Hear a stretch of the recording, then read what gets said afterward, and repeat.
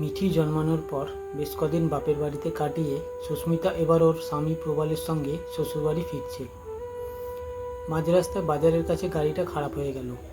অন্য গাড়ি ধরবে বলে সুস্মিতা আর ওর বর প্রবাল ট্যাক্সির জন্য অপেক্ষারত। প্রবাল মিঠিকে কোলে নিয়ে মেয়ের সঙ্গে খেলছে। প্রশান্ত পুজোর বাজার সেরে বেরোতেই উল্টো দিকে চোখ গেল সুস্মিতার ওপর। দৃষ্টি স্থির হয়ে গেল।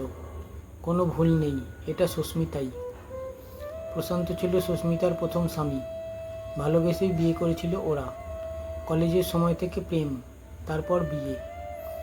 বিয়ের পর জানা যায় পিসিওডি সমস্যা আছে সুস্মিতার। ডাক্তার অনেক বোঝালেও প্রশান্ত আর ওর বাড়ির লোক কিছুতেই বুঝতে চায়নি পিসিওডি ঠিক হয়ে যায়, বাচ্চাও হয় সুস্থভাবেই। সুস্মিতাকে কত কী শুনিয়েছে প্রশান্ত আর ওর বাড়ির লোক, এমনকি বন্ধা বলে সবার সামনে অপমানও করেছে। বুঝতে না চাওয়াটা এমন চরমে ওঠে যে অবশেষে শুধু এই কারণেই প্রশান্ত ওর বাড়ির লোকের কথায় ডিভোর্স দিয়ে দেয় সুস্মিতাকে। কাঁদতে কাঁদতে সুস্মিতা বলে গেছিল, তোমার ভুল একদিন ভাঙবেই। বছর 2 পর সুস্মিতার আবার বিয়ের খবর পায় প্রশান্ত। সুস্মিতার বাচ্চা হবার খবরও শুনেছিল। বিশ্বাস করতে চায়নি, বা হয়তো অসম্ভবের আত্মবিশ্বাস এত বেশি ছিল যে সে বুঝেও বুঝতে চায়নি। তবে আজকে ভরা মাতৃত্ব নিয়ে পরিপূর্ণ সুস্মিতার থেকে চোখ ফেরাতে পারে না ও।